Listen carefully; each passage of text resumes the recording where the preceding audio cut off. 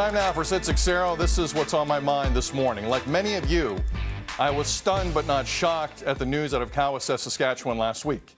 751 unmarked graves of children, which followed 215 in Kamloops.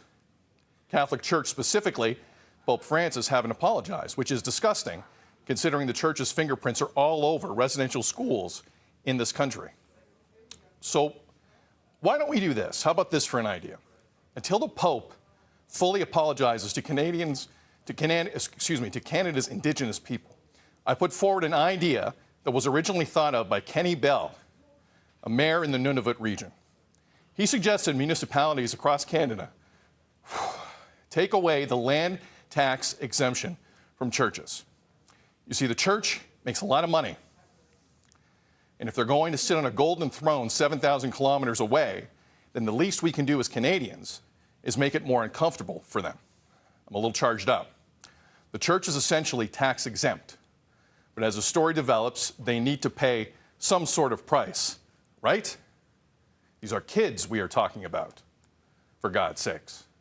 Donnovan Bennett of Sportsnet joining us. Normally, this is where I ask a question set up. Donnovan, we have a back and forth. This is the type of topic where we just gotta go. So, Donnovan, I'm gonna back up and let you go. Floor is yours.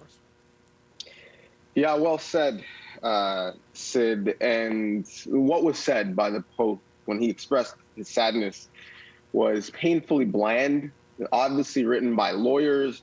And I think we could add the Pope to a list. I think you're right to call out the Catholic Church in this instance, but we have to call out our school system, our government, our police, white supremacy, colonialism. There's a lot of blood on a lot of people's hands, but I want to focus maybe on the school system, something that we have a little bit more control of. Because one thing we hear when we have this conversation is, well, cancel culture run amok. You're judging people with a 2021 lens and what happened a long time ago. Well, history lesson, it was never okay to steal children from their home, to abuse them, to starve them, to bury them en masse, to force them to have abortions when they are raped by clergy members.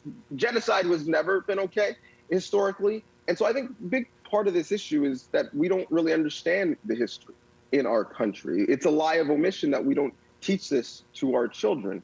We learn American history. We don't really understand our own history. And so we have to either start to teach that history honestly, or maybe, as you rightly point out, maybe take away some of the public funding of the Catholic school system. Maybe that will put on some pressure, or do the work ourselves. So yes, Truth and Reconciliation, it's incredibly long, but so are Malcolm Gladwell's books.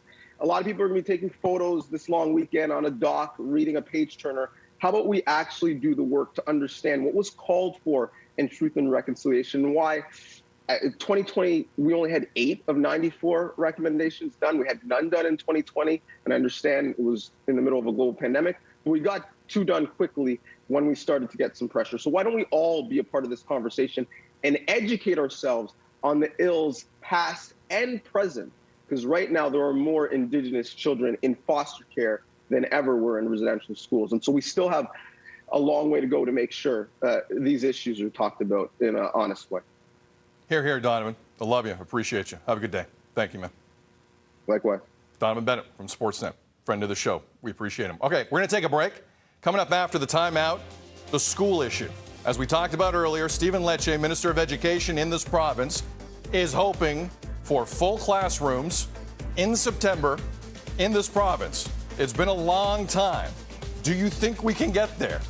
Do you buy his reasoning? 1-866-267-3797. Feedback at breakfasttelevision.ca. Twitter 24/7 at Breakfast TV. You sound off next at 6:45. Tirana, you're watching BT.